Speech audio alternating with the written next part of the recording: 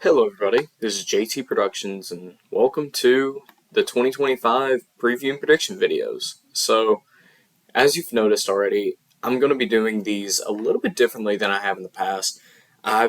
This offseason has been one of the more difficult ones for me to nail down what each team is going to do. So I'm just going to do it conference by conference, just so that it's a little bit easier on me. So let me know how you like this method of me doing it. And first thing I'm going to do is I'm going to go through each team in the conferences. Today's the ACC, as you can tell. And I'm also going to add in Notre Dame to the ACC since, of course, they're independent. They're the only independent in the Power Four, but I digress.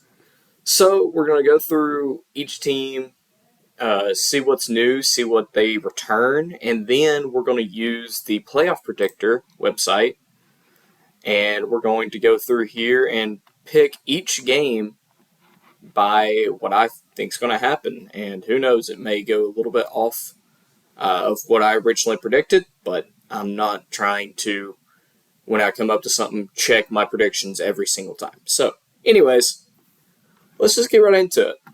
So, first off, let's go to Boston College. Boston College last year went 7-5, 4-4 in the conference, and ended up losing. I think they lost their bowl game. But anyways, Bill O'Brien returns as their head coach, but they do lose Thomas Castellanos, their quarterback from last year. They do bring in Dylan Lonergan from. At one point, he was at Alabama. I don't know if he was at Alabama last year, which, good pickup for Bill O'Brien. I don't know if he's going to play this year, but he's going to be in competition with Grayson James, who's a redshirt senior, who was behind Castellanos last year. They return running back Turbo Richard, cool name, as well as Jordan McDonald, and they bring in a grad transfer, Von Pemberton,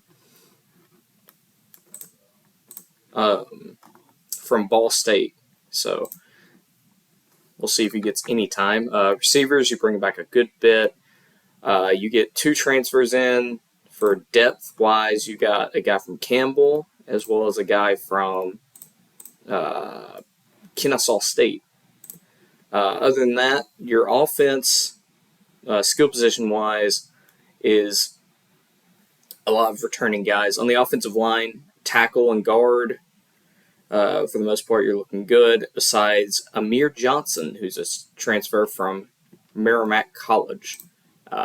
And then at center, Tommy Matheson from Princeton comes in to fill in at center. So your offense, as long as you can get quarterback right, you could maybe match what you did last year, besides the dynamic running ability that Castellanos had. Defensively, you bring back a lot of returning production, which is really good for Boston College. A lot of seniors and juniors across this defense, besides at safety with Carter Davis, a redshirt sophomore. So, very veteran-laden defense, which is going to help you out. So, now, besides Boston College, we're going to go to the rest of the ACC. So, next up, we're going in alphabetical order. We got Cal. Brings back head coach Justin Wilcox. Cal went 6-6, 2-6 in the conference. They were the only ACC school to lose to Florida State, so that was something. They also almost beat Miami at home, if you remember the game, to where Game Day was there. Marshawn Lynch was the guest on Game Day, and McAfee sort of got punked into picking Cal, which was hilarious. And then, Cal got a big lead, but Miami came back and won. So let's look at what they bring back and what they lost. They lost a lot and brought in a lot. They lost their quarterback, Fernando Mendoza, to Indiana, so they bring in backup quarterback Devin Brown from Ohio State. And they get a true freshman. I'm not even going to try to pronounce that. So quarterback is going to be competition. Running back, you got a guy, Brandon High from UTSA. You get Kendrick Raphael coming in from NC State. You get LJ Johnson, I feel like SMU. And you bring back Jamal Willie as well at running back. Wide receivers, Mark Hamper from Wisconsin. I feel like I remembered him. Jacob De Jesus coming in from UNLV. And you bring back Trond Grizel. You brought in some other depth guys as well, and you brought a lot of transfers in the offensive line. I'm not going to go into every transfer just because that would make this video over an hour long probably. So offensively, as long as your transfers come in and get that chemistry immediately, you could have a good team on your hands. But we'll see. It's Cal. Defensively, same thing. Yeah, there's not a lot of guys that I recognize the names of, at least. On Cal, you brought in a lot of transfers. I'll at least talk about some of them. Tyson Ford, brought him in from Notre Dame, so that's a good piece. You bring in TJ Bush from Liberty. You bring in Harrison Taggart from BYU.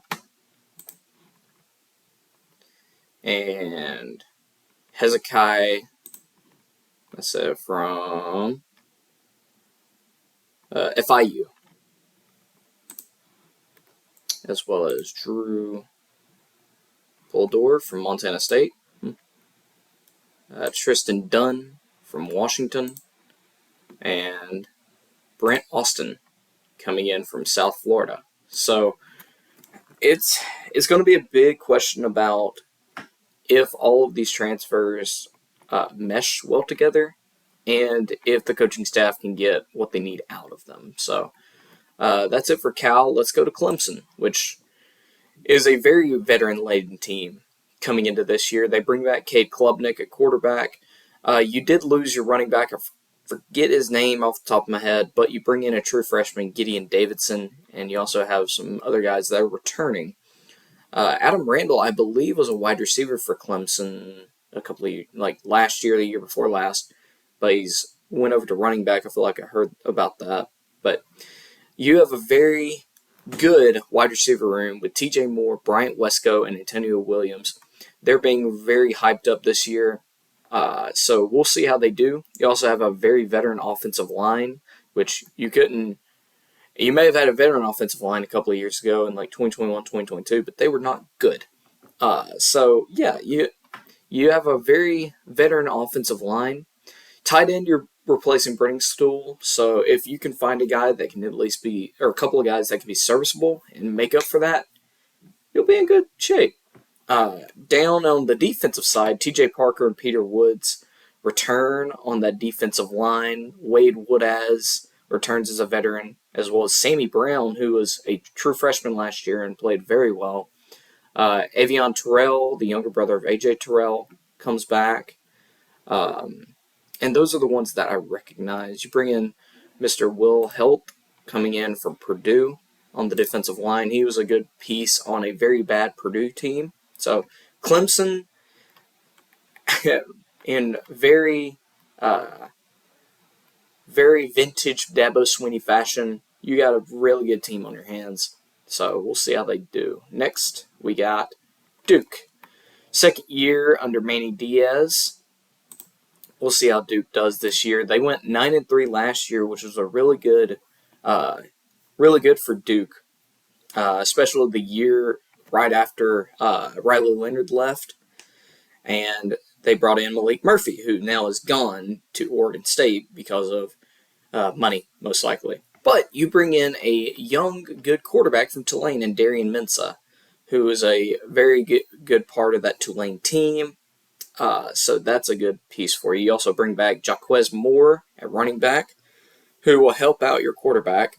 You bring Andrell Anthony, who I believe is from Oklahoma, yes.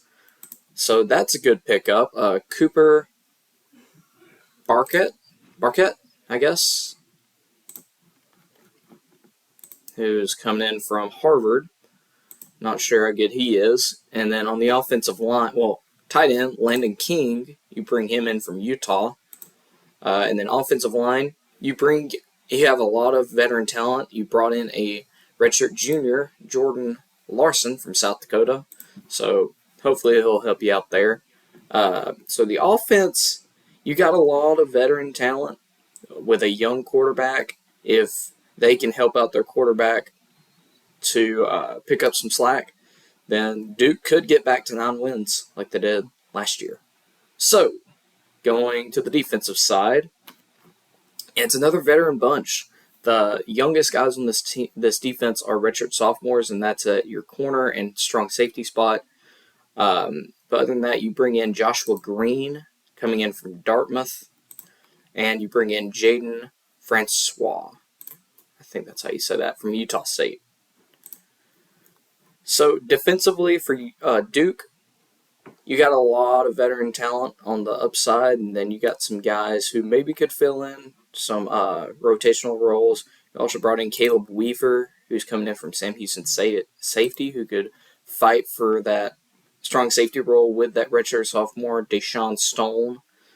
But we'll just have to see. Next up, we'll go to Florida State, who had a historically bad year last year, going 2-10 and 1-7 in the conference. It was hilarious. I'll say that. Mike Norvell, if he has any sort of season like he did last year, most likely is gone, I would say. I don't think Florida State is going to... If he doesn't win more than 5 games, if he wins 5 games, he's going to be on a very hot seat. But we'll just have to see. Offensively, DJ Uyunglele is gone. You also lost Luke Kromenok, I think it's his name, to the transfer portal. He was a true freshman last year. He transferred to Mississippi State.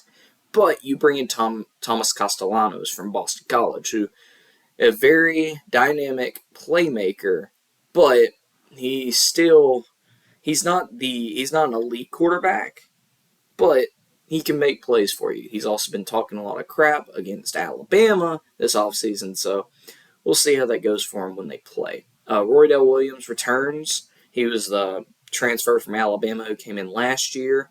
And you also brought in Gavin Sawchuk, I think, from NC State. No, Oklahoma. He comes in as well for a good rotational role. Wide receiver, Deuce Robinson, who's a very highly touted tight end recruit a couple cycles ago who went to USC. Now he's transferring into Florida State to be their number 1 receiver. Gavin Blackwell, who's coming in from North Carolina, helps out that wide receiver room. And also Squirrel White from Tennessee comes in to help finish out that wide receiver room. He was good at Tennessee at spurts. Tennessee, when he was their wide receiver, they had Joe Milton and Nico as their quarterbacks. So very unpredictable stuff in the offense. Offensively, offensive line, you bring back 1 starter, Richie Leonard, and you bring in a lot of transfers to fill in at tackle, guard, and center. Left tackle, Gunnar Hansen coming in from Vanderbilt, helps out the left side.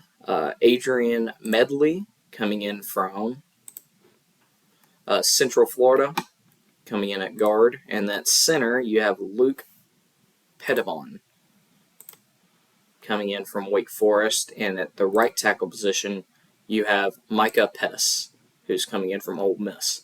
So this is sort of a Hail Mary for Florida State on the offensive side. A lot of stuff did not work last year on the offensive side, so they're trying to rectify that with going in and being very heavy on the offensive side in the portal. And on defense, not as heavy, but you bring back some of the guys you got in the transfer portal last year.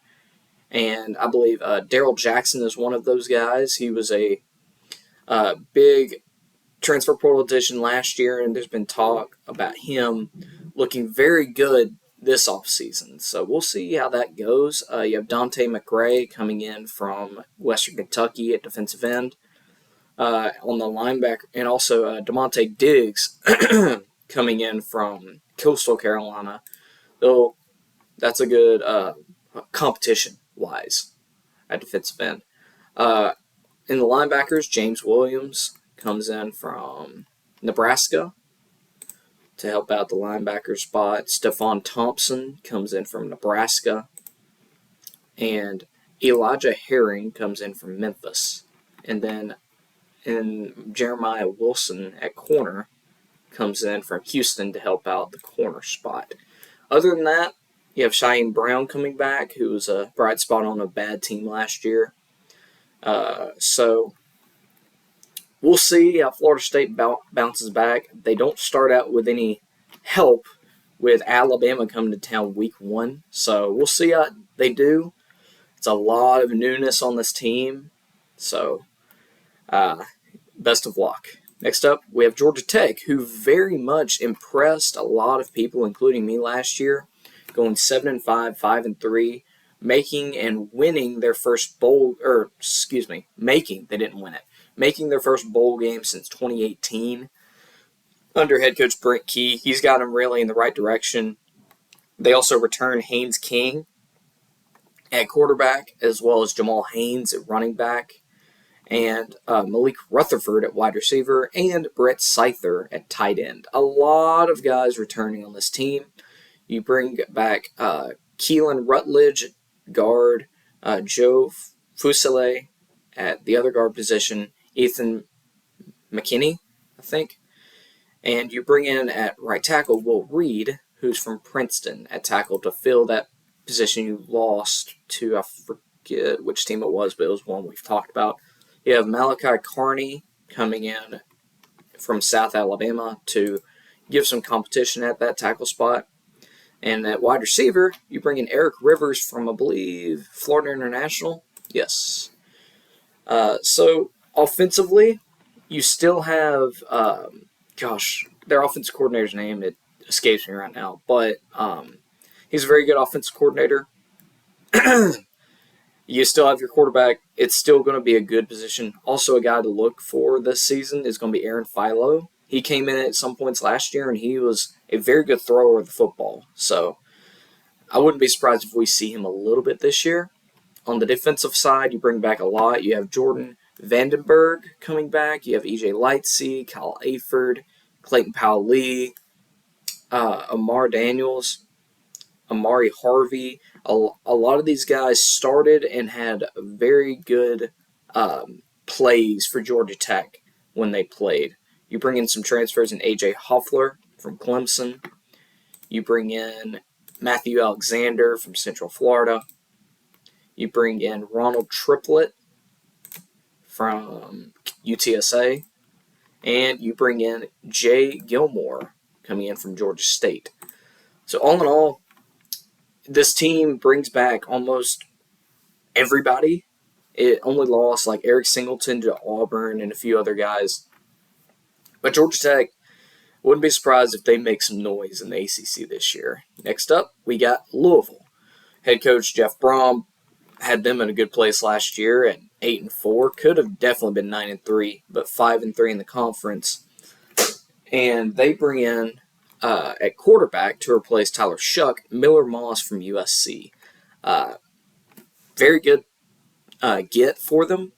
They also bring back Chris Bell, Colin Lacey, who I believe came in there from, no, it was from South Alabama. But anyways, they bring in Dakari Collins from NC State. They bring in tackles McKylan Pounders from Mississippi State. And they bring in, I don't know how to say that first name, but Musa coming in from that's not a transfer. Anyways, yeah, he's coming in. It may have been a transfer, but it didn't say from where. So anyways, offensively, you bring back a lot on the interior of the offensive line. You bring back some receivers, your tight end, and you have a sophomore running back in Isaac Brown who did pretty good last year. Defensively, you bring back a lot of talent. You bring in a couple of transfers. Wesley Bailey coming in from Rutgers. You bring in Clev Lubin, who's coming in from Coastal Carolina. You bring in Rodney Johnson from Southern. You bring in JoJo Evans from, these ads are ridiculous, from FIU. And finally, Justin Nagu coming in from Louisiana. So this is another team that could very much be back in the position they were in last year, if not better. So I would be wary of Louisville. Next up is Miami, another team that could very well be back in it this year with a new defensive coordinator and the guy from Minnesota and a new quarterback in Carson Beck. You're not going to replace Cam Ward, but Carson Beck, if he doesn't regress like he did last year, he could definitely be a very good quarterback for them. You have Mark Fletcher back. You have Josiah Trader. You did lose a wide receiver to Alabama in Horton, I believe, and also Colby Young from 2 years ago. You bring in C.J. Daniels to rectify that from LSU, as well as Tony Johnson from Cincinnati to help that. Offensive line, you bring back a lot of your talent, including a guy like Francis Malagoa, but you bring in a center transfer, James Brockermeyer from TCU. So offensively, as long as Carson Beck brings his end of the bargain, you should be fine. Defensively, though, you bring back a lot, including Ruben Bain, but you also have a lot of transfers in the secondary. Jacoby Thomas from Tennessee, Zechariah Poser from Jacksonville State, a Xavier Lucas coming in from Wisconsin, and finally the nickel, Keontae Scott coming in from Auburn. So some of that's some guys from big name colleges, some are not, but if they're good talent and if that defensive coordinator can get them in the right place, in the right scheme and everything like that, they definitely could be a contender. They also brought in Bert Auburn from Texas. I didn't even know that. That's awesome. Okay, so Miami, another team to look for. Next up, we have North Carolina. New head coach Bill Belichick. I don't know how this is going to go, but you brought in a guy like Gio Lopez coming in from South Alabama. You also have true freshman Bryce Baker. You have Max Johnson still on the roster. So we'll see who their quarterback's going to be. You have Jake Johnson at tight end, Jordan Shipp, Kobe Paysour, and then Isaiah Johnson from Michigan State at wide receiver. Offensive line, you bring in Will Osteen from Jacksonville State. You bring in King Daniel from Troy, or Daniel King, excuse me. Other than that, you have guys that are coming back like Austin Blaskey, Aiden Banfield, and Trayvon Green. Running back, you have Benjamin Hall coming in from Michigan, but you also have Davion Goss who's coming back. Defensively, almost everybody's a transfer besides Marcus Allen and Caleb Cost, which makes sense. Their defense was horrendous last year. They gave up 60 or 70 points to, was it Liberty? Or no, James Madison. I think that was last year. But anyways, you have Smith Vilbert from Penn State at defensive end. You have CJ Mims coming in from East Carolina. And sometimes you have too deep of these guys. Goodness. DeAndre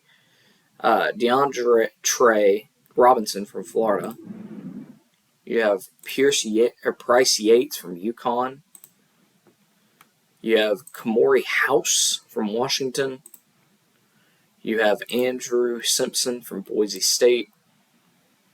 And then Gavin Gibson, East Carolina. Sorry, this is all long-winded. I'm trying to give you as much as I can. No, I said I wasn't going to read all of them, but when they're starters, you kind of need to know who it is.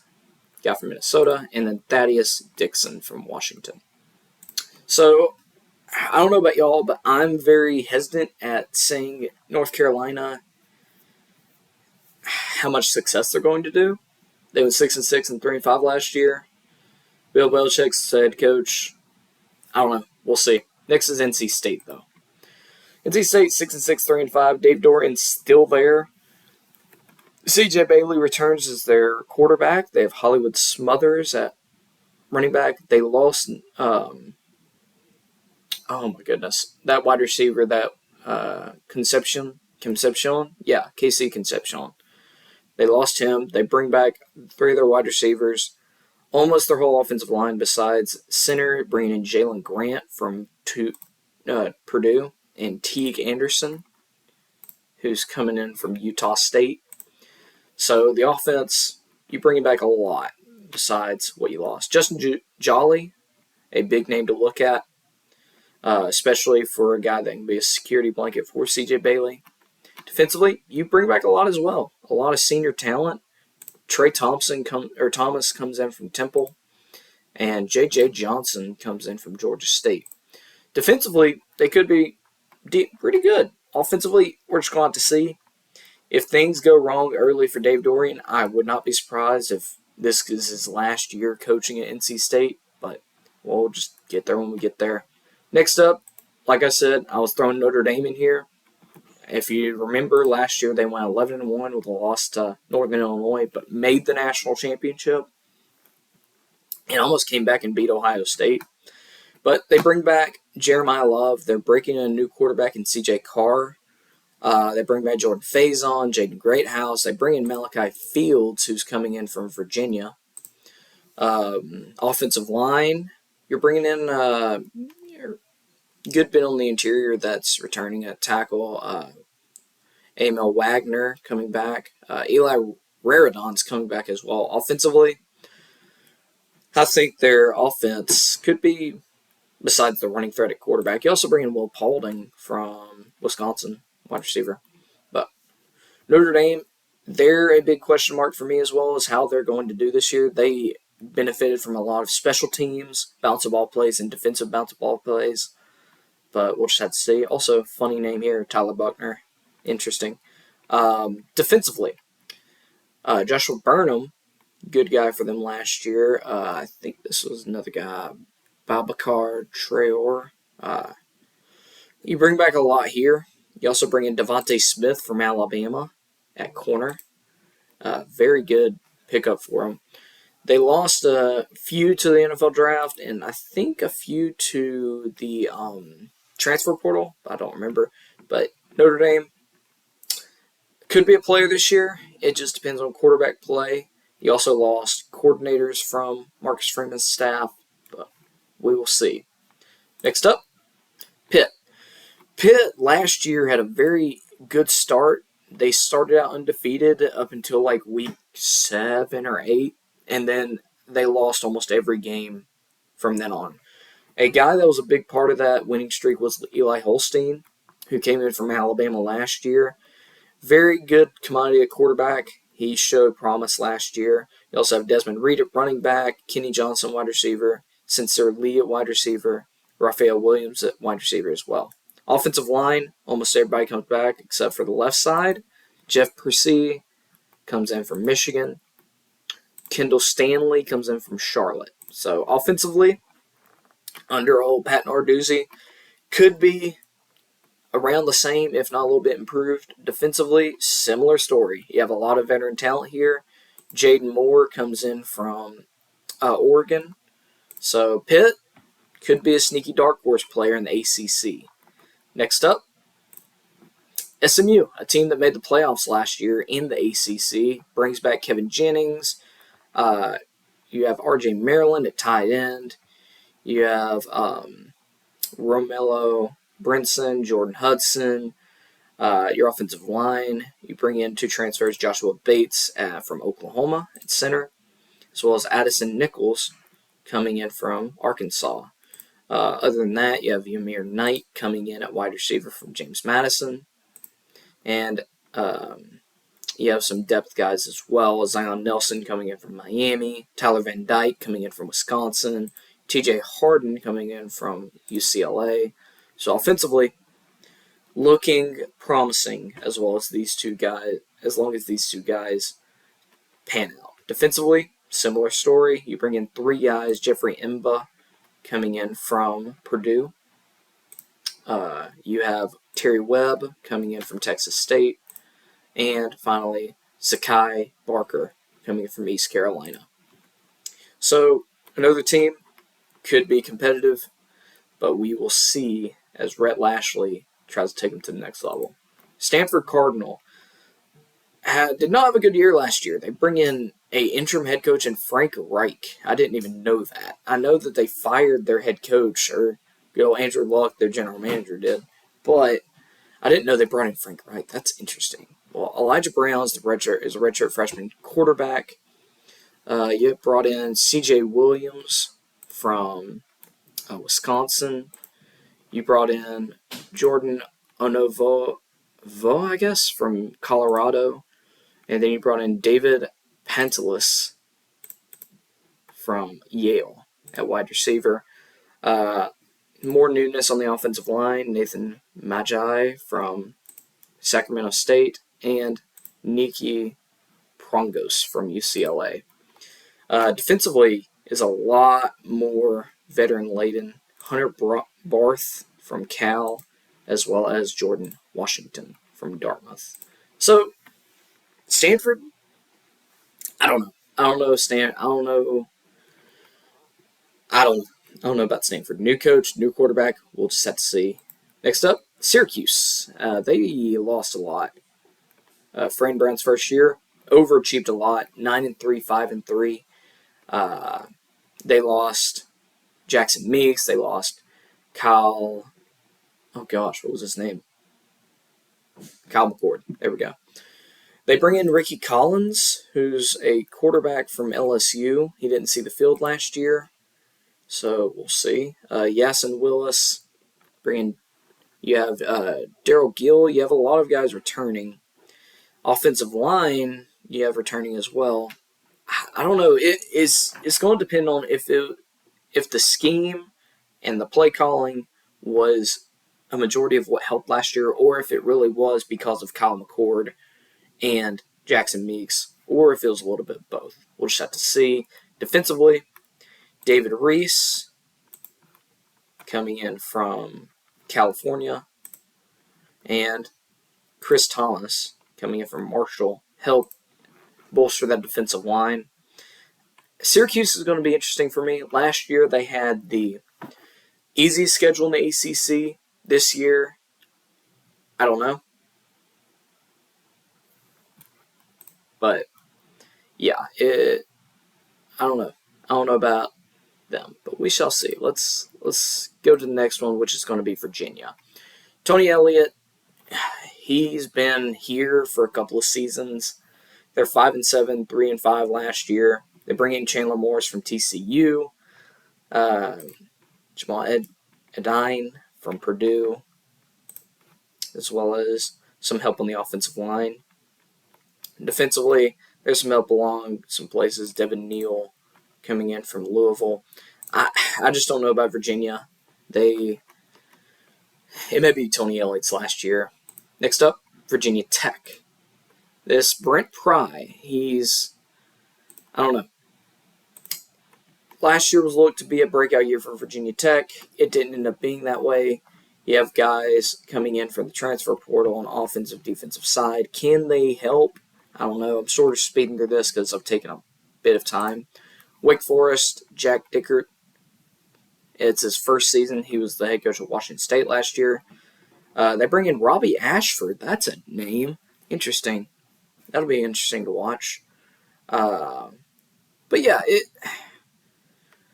I don't know. Let's just jump into the predictions here. So, looking here, this is week 1. If you've never watched a video that uses this, we'll go through each week, picking game by game, and it'll show on this left side the win-loss conference record. So, starting out, I think Stanford wins on the road at Hawaii. Stanford's better talent roster. Hawaii has a new stadium, but I don't know. I think that even the newness at Stanford is still going to overpower the Hawaii Rainbow Warriors, but I digress. Next up, NC State, East Carolina.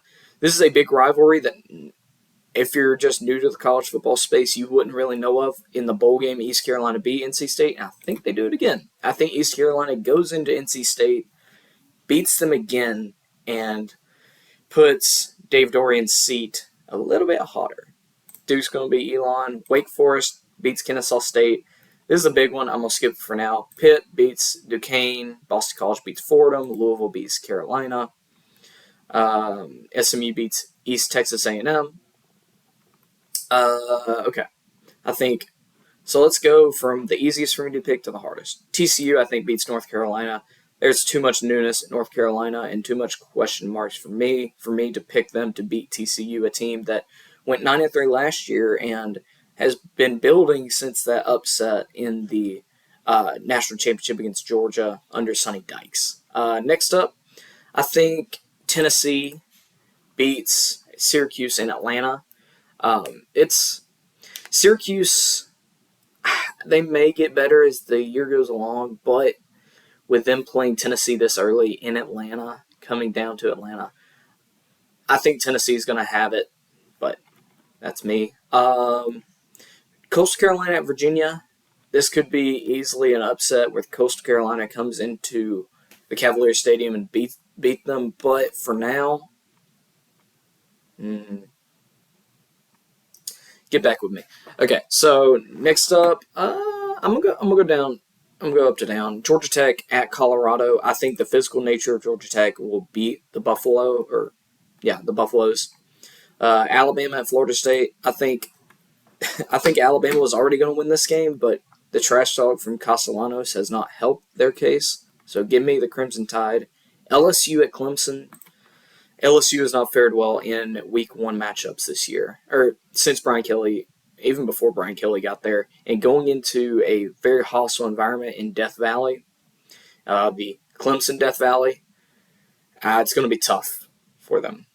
California at Oregon State. Oregon State was not a good team last year, but you're going on the road with a new quarterback in Devin Brown.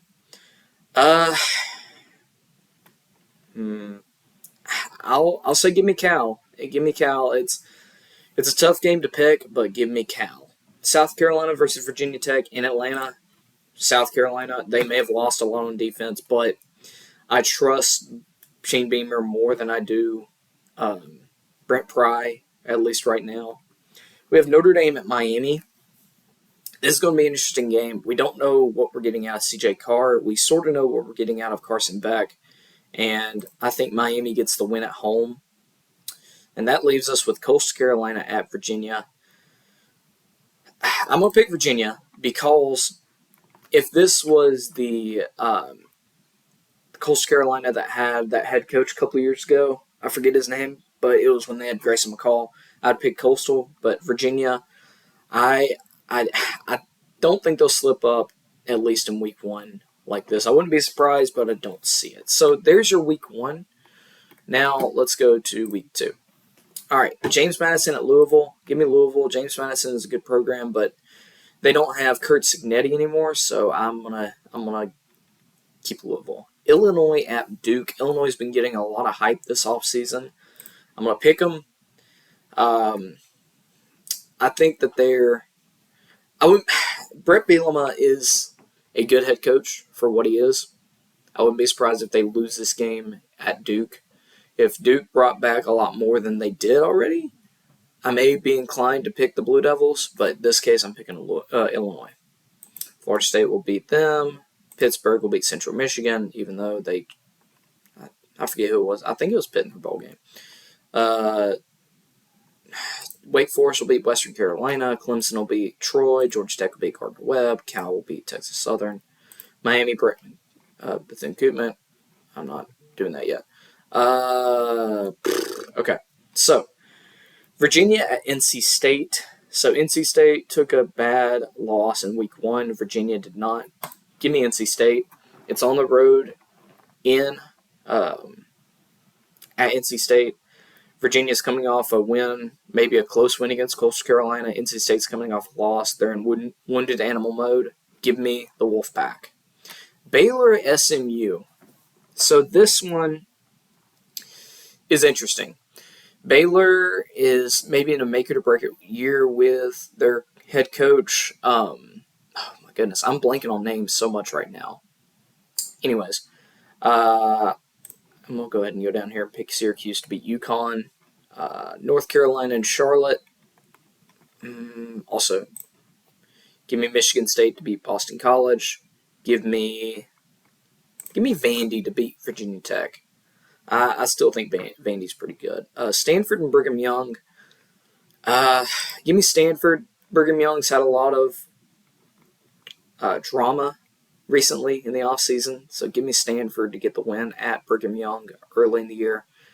Now we just have Baylor at SMU and North Carolina at Charlotte. I think North Carolina's got the talent. I wouldn't be surprised to see a loss like that at Charlotte, but give me NC to bounce back. Baylor at SMU. Give me SMU.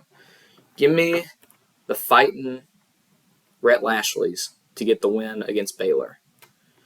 So, going to week 3. NC State at Wake Forest. Colgate, Syracuse. Let's get these easy picks out of the way.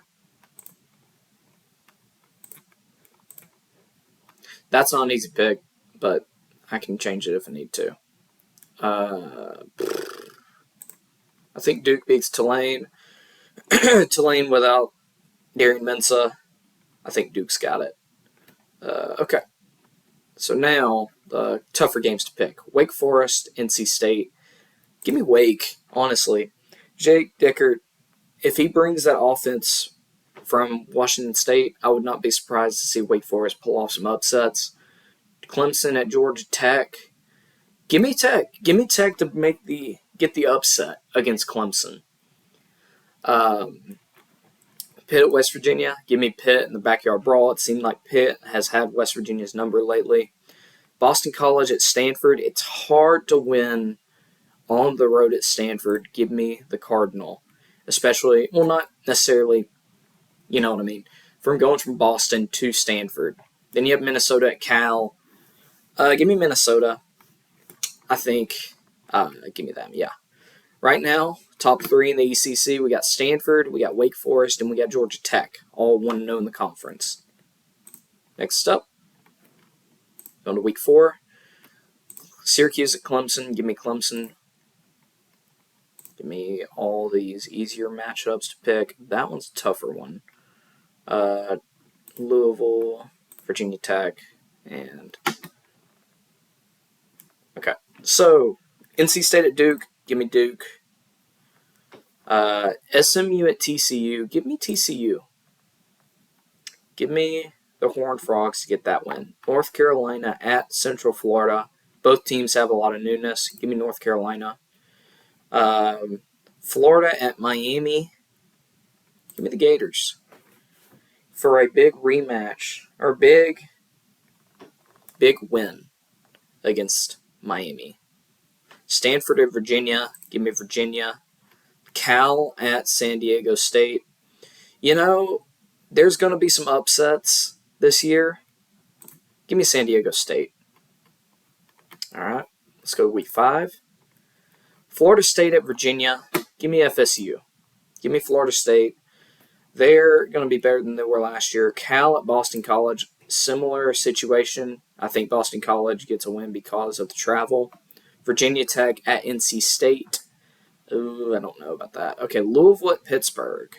I don't know about that one right now. Okay, Georgia Tech at Wake Forest. Give me Georgia Tech. Stanford against San Jose State. Duke and Syracuse. Give me Duke. Give me the Blue Devils to beat Syracuse on the road. Okay, these 2 games right here. Virginia Tech at NC State. Like I said, it's tough for me to pick these games. It's been tough. Give me NC State on the road, and then give me Pitt. Give me Pitt on the road. Or Pitt at home, excuse me. All right, so now going to week 6, our leaders in the ACC are Georgia Tech, Pittsburgh, Duke, and Florida State. All have not had an ACC loss. Well, not going to last long for Florida State. Give me Miami. in that big rivalry against FSU. Boston College at Pitt, give me Pitt. Syracuse at SMU, give me SMU. Duke at Cal, give me Duke. North Carolina, or Clemson beating North Carolina. Louisville beating Virginia. And then this is going to be an interesting game. Wake and Virginia Tech. Give me Vautech to bounce back with a win against Wake Forest. So going into week 7, Clemson beating Wake, or Boston College. I think Pitt beats Florida State. Georgia Tech gets a win against Virginia Tech. SMU beats Stanford. Notre Dame beats NC State. And then this game right here, Wake Forest versus Oregon State. Give me Oregon State. Okay, so let's go to next week.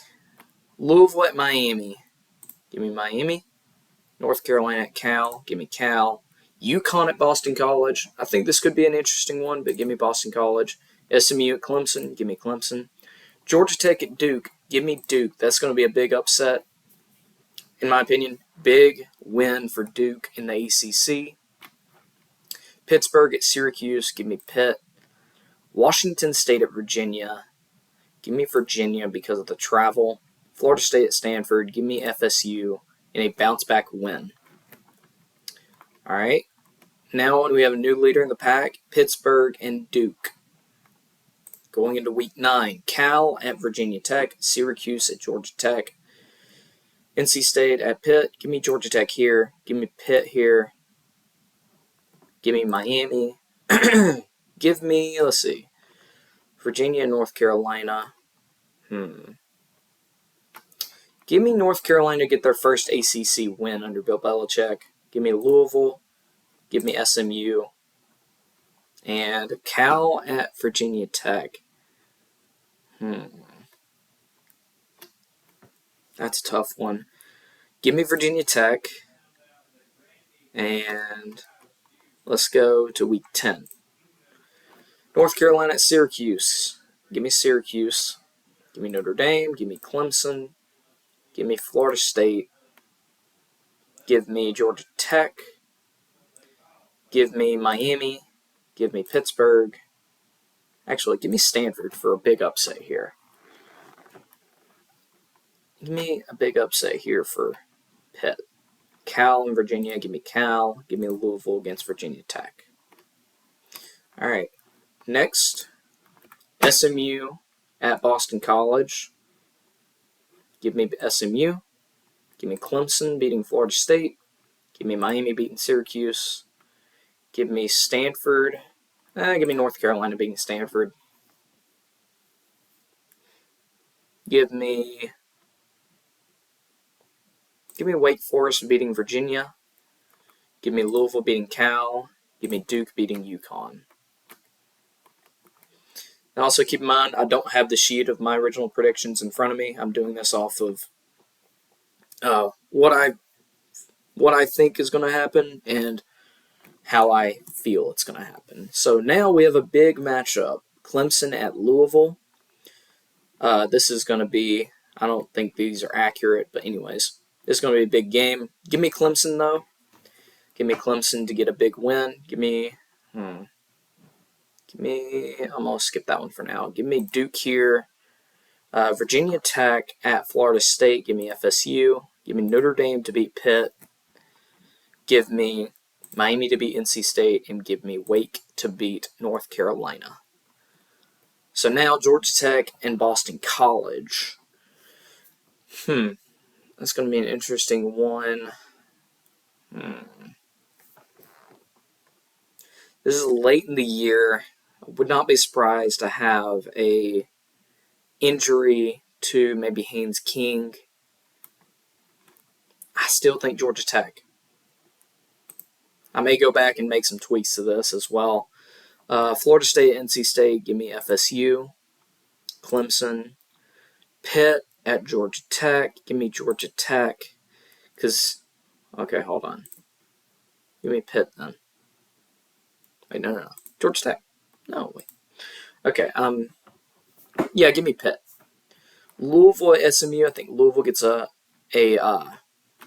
big win after losing last year. Wake Forest over Delaware. Notre Dame over Syracuse. Miami over Virginia Tech. Duke over North Carolina. And then Cal and Stanford. Give me Cal. I just think they have more talent overall, at least of right now, more stability with their head coach.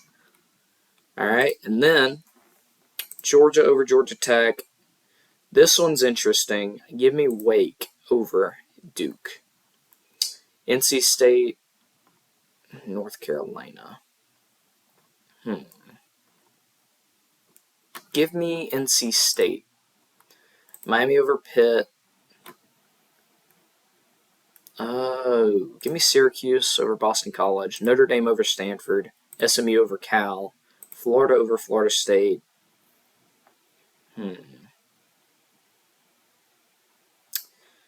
Louisville over Kentucky. Clemson over South Carolina. And Virginia Tech over Virginia. So, there's your season. Let me look and see if I would want to change anything. So, your standings look like this. Miami at 11-1, 8-0 in the conference. Clemson at 2, 11-1, 7-1. Pitt, Duke, and Georgia Tech tied for 3 at 9-3, 6-2.